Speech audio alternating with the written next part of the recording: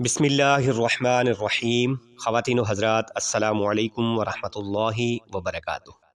ناظرین کرام، اللہ تبارک و تعالی نے قرآن پاک میں کئی مقامات پر انسانوں کی رہنمائی کے لیے اور عبرت حاصل کرنے کے لیے واقعات بیان کیے ہیں۔ اسی طرح حدیث مبارکہ میں بھی بہت سارے واقعات کا ذکر کیا گیا ہے تاکہ انسان ان واقعات سے عبرت حاصل کرے اور اپنی اصلاح کرے۔ اس طرح کا ایک واقعہ پیش خدمت ہے۔ آپ لوگوں سے گزارش ہے کہ ہمارے چینل درانی مرشد کو ضرور سبسکرائب کریں۔ جزاک اللہ۔ ناظرین کرام، بصرہ شہر میں ایک انتہائی حسین و جمیل عورت رہا کرتی تھی۔ لوگ اسے شوانہ کے نام سے جانتے تھے۔ ظاہری حسن و جمال کے ساتھ ساتھ اللہ تعالیٰ نے اسے خوبصورت آواز سے بھی نوازا تھا۔ اپنی خوبصورت آواز کی وجہ سے وہ گائیکا اور نوحہ گر مشہور تھی۔ بصرہ شہر میں خوشی اور غمی کی کوئی مجلس اس کے بغیر مکمل تصور نہیں کی جاتی تھی۔ یہی وجہ تھی کہ اس کے پاس بہت سارا مال و دولت جمع ہو گیا تھا۔ بصرہ شہر میں فسق و فجور کے حوالے سے شوانہ کی مثالیں دی جاتی تھیں۔ اس کا رہن سہن انتہائی امیرانہ تھا۔ وہ ہمیشہ مہنگے لباس زیب تن کرتی تھی اور قیمتی زیورات سے بنی سوری رہتی تھی۔ ایک دن وہ اپنے رومی اور ترکی کنیزوں کے ساتھ کہیں جا رہی تھی کہ اس کا گزر حضرت صالح المری رحمۃ اللہ علیہ کے گھر سے ہوا۔ حضرت صالح رحمۃ اللہ علیہ اللہ تعالیٰ کے برگزیدہ بندوں میں سے تھے۔ آپ رحمۃ اللہ علیہ بلند پایہ بزرگ، عالم دین اور زاہد و عابد تھے۔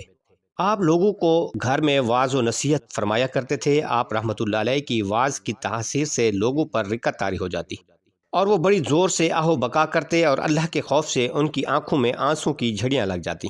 جب شوانہ وہاں سے گزرنے لگی تو اس نے گھر میں سے آہ و فغاں کی آوازیں سنی۔ آوازیں سن کر اسے بہت غصہ آیا۔ وہ اپنی کنیزوں سے کہنے لگی، تعجب کی بات ہے، یہاں ماتم ہو رہا ہے اور مجھے کسی نے خبر تک نہیں دی۔ اس نے فوراً اپنی ایک خادمہ کو گھر کے حالات معلوم کرنے کے لیے اندر بھیج دیا۔ وہ لونڈی اندر گئی اور اندر کے حالات دیکھ کر اس پر خدا کا خوف طاری ہو گیا اور وہ وہیں بیٹھ گئی اور واپس نہ آئی۔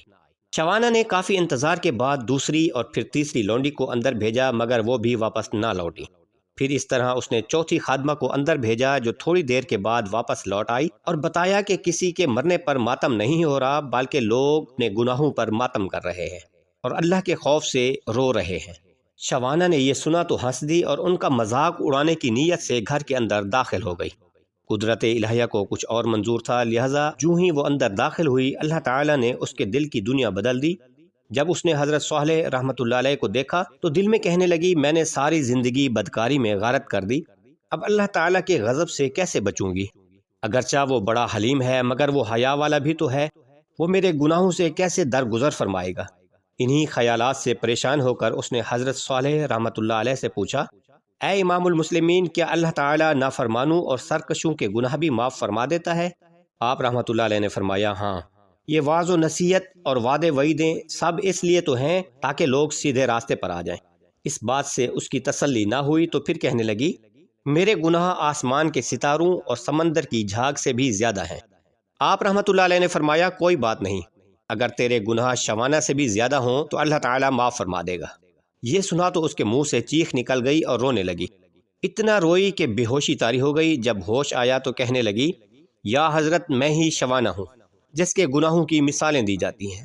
پھر اس نے توبہ کی، قیمتی لباس اتار کر پرانا لباس پہن لیا، اپنا سارا مال صدقہ کر دیا، اپنے سارے غلام آزاد کر دیے اور گھر میں مقید ہو کر بیٹھ گئی۔ اس کے بعد وہ شب و روز اللہ تعالیٰ کی عبادت میں مصروف ہو گئی۔ اللہ کریم ہمیں سچی توبہ کرنے کی توفیق عطا فرمائے، آمین۔